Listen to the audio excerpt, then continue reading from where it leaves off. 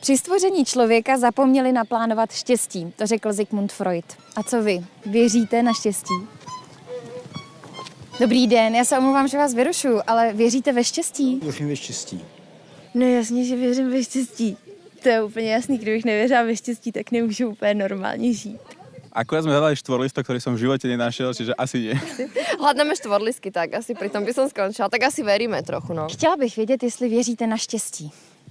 Věříme a on nemluví česky. Já věřím. Do you believe in happiness? Ano. Dobrý den, můžu vás na chviličku zastavit? Dobrý den. Chtěla jsem se zeptat, jestli věříte na štěstí. Na štěstí, jo? No, věřím na něco mezi štěstím a osudem. A víte proč? Protože... Proč mám klít a proč být sklíčen, jen když jsem si zabouch klíče hnedka po ránu. Místo toho lehkým klusem vybíhám za autobusem jen tak v župánu.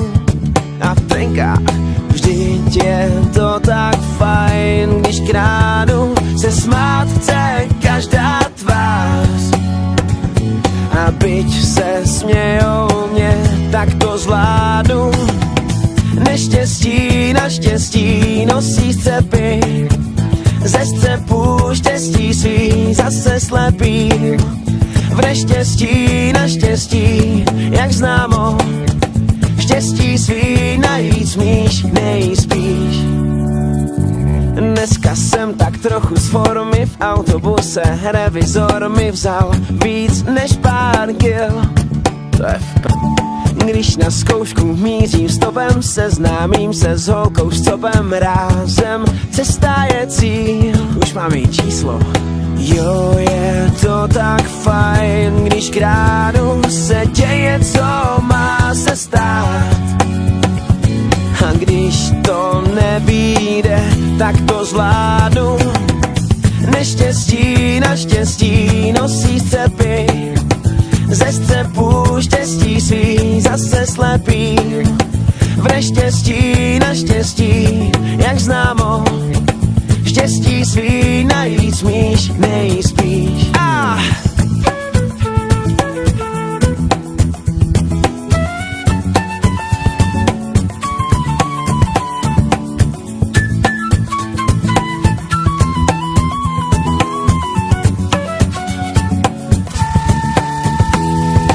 Číslo se mi z ruky smilo, holka s copem mojí milou zřejmě nemá být.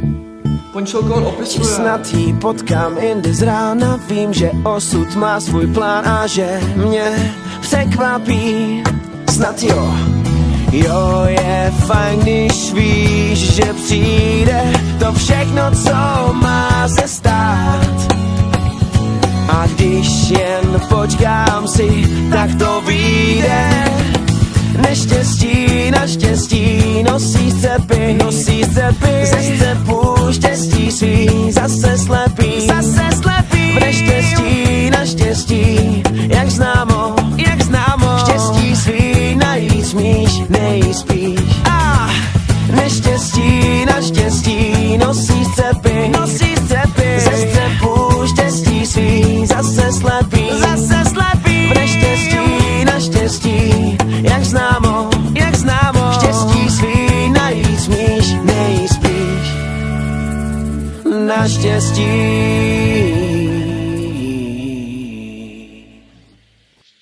Ty jo, tak to já asi taky začnu věřit na štěstí.